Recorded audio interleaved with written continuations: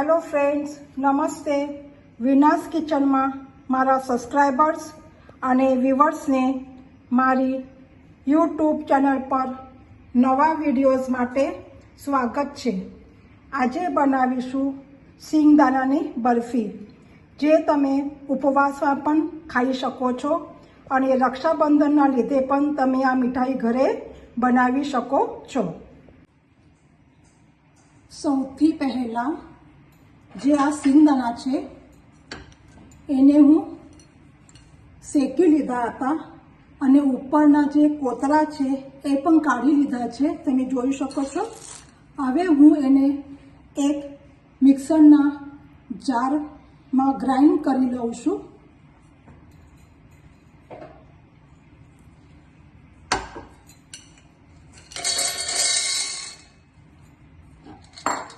અને પોઝમાં ગ્રાઇન્ડ કરવાનું છે.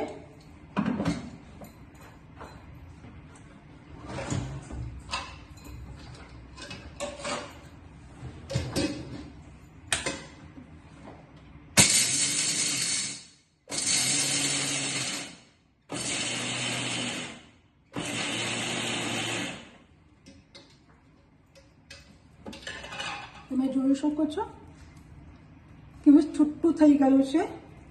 આવી રીતે બનાવવાનું છે. હવે હું આ એક પેન લીધું છે. આ પેનની અંદર ઘી નાખીશું. હવે ગેસની ફ્લેમ ઉપર હું ઘી મેલ્ટ કરવા મૂકી દીધું છે. હવે એની અંદર આપણે ખાંડ કે ખાંડની ચાસણી બનાવવાની નથી.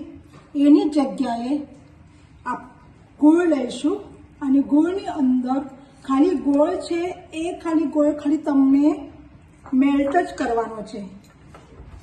ખાલી ગોળને મેલ્ટ જ કરવાનો છે. જે સિંગદાણાનો ભૂકો કરેલો ગ્રાઇન્ડમાં એના અંદર કોકોનટ પાવડર નાખ્યું છે, એ મિક્સ કરી દેવાનું.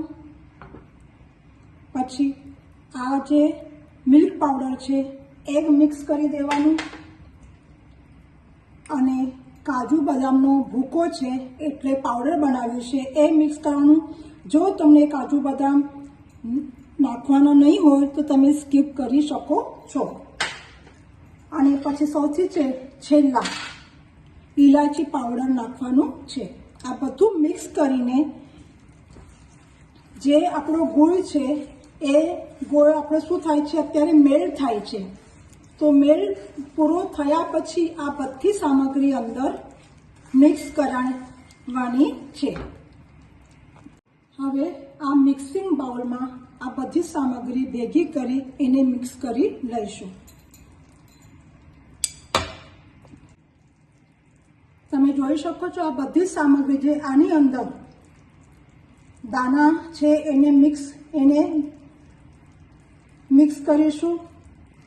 મિલ્ક પાવડરને મિક્સ કર્યું છે અને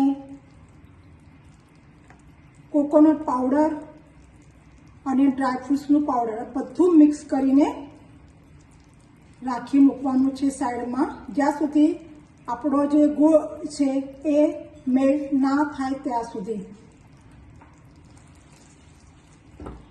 આપણો જે ગોળ છે એ બરાબર થઈ ગયો છે, તમે જોઈ શકો છો. હવે આ ટાઈમે ગેસની ફ્લેમ છે બંધ કરી દેવાની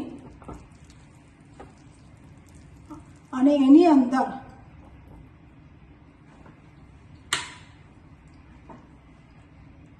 આ મિક્સ પાવડર બનાવ્યું છે એ અંદર નાખીશું. ગોળનો પાયો બનાવવાનો નથી.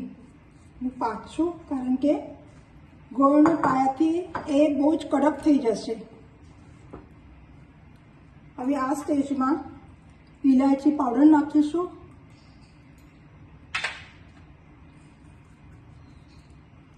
અને બધી વસ્તુ મિક્સ કરીને લઈશું. તમે જોઈ શકો છો કે અમારું મિક્સ થાય છે. આ વ્યવસ્થિત રીતે અંદર મિક્સ કરી લેવાનું છે. પણ જ્યારે તમે મિક્સ કરવા લેશો ત્યારે ગેસની ફ્લેમ બંધ કરીને પછી જ બધી આ જે સામગ્રી છે એ અંદર નાખવાની છે. આ બરાબર મિક્સ થાય ત્યાં સુધી એક પ્લેટમાં નીચે ઘી લગાડીશું અને આ જે છે આપણું બેટર એ અંદર સેટ કરવા મૂકીશું. આ પ્રોસેસ થોડી ફટાફટ કરવાની છે.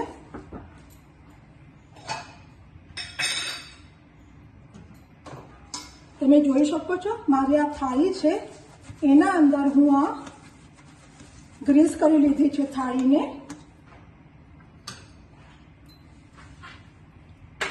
આની અંદર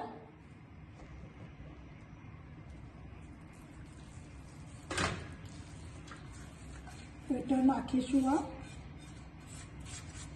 આ રેસીપી ખાવામાં બહુ સરસ લાગે છે. તમે ચોક્કસ એક વખત ટ્રાય કરશો. જો તમને આ રેસીપી ગમે તો તમે લાઈક, શેર, સબસ્ક્રાઈબ અને બેલ આઇકોનને દબાવો જેથી નવા નવા વિડીયો તમારા સુધી મળતા રહેશે.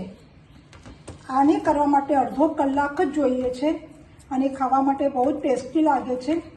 નાના મોટા સૌ ખાઈ શકે છે. મેન એટલે આના અંદર ખાંડની જરૂર હોતી નથી, ગોળમાં જ બનાવવાનો છે. મિલ્ક પાવડર છે એ એક માવાનું કામ કરે છે, તો તમે મિલ્ક પાવડર જરૂરથી નાખશો. તમે જોઈ શકો છો આપણી સેટ થઈ. હવે અડધો કલાક પછી સેટ થશે, પછી ખાવા માટે એન્જોય કરીશું. જોઈ શકો છો તમે.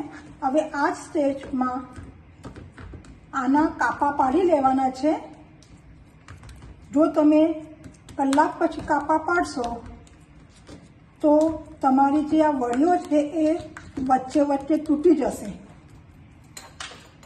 તમે આના ઉપર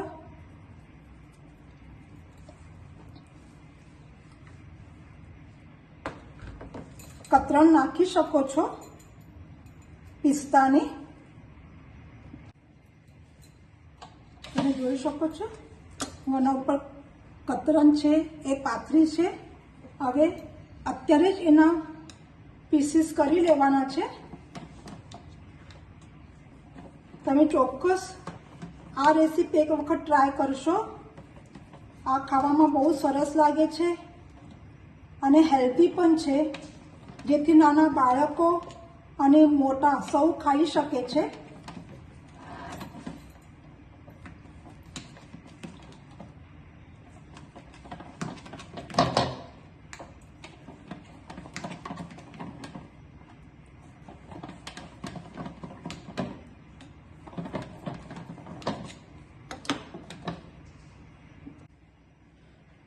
મારી પાસે વરખ છે તો હું વરખ લગાડું છું. જો તમારી પાસે વરખ નહીં હોય તો તમે એને સ્કીપ પણ કરી શકો છો, પણ મારી પાસે હોવાથી હું એનો ઉપયોગ કરી રહી છું.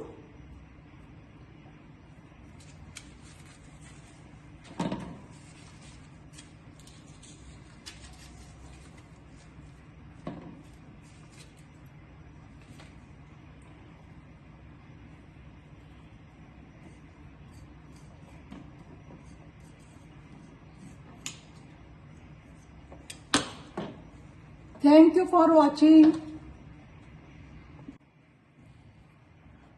હવે આપણી જે આ બરફી છે સિંગદાણાની એ સેટ થઈ ગઈ છે. હવે એના કાપા પાડી લીધા હતા ઓલરેડી. હવે બહાર કાઢીશું એને.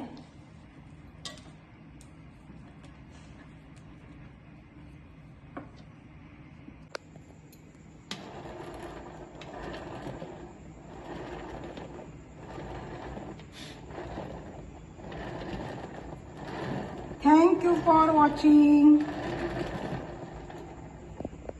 Goal.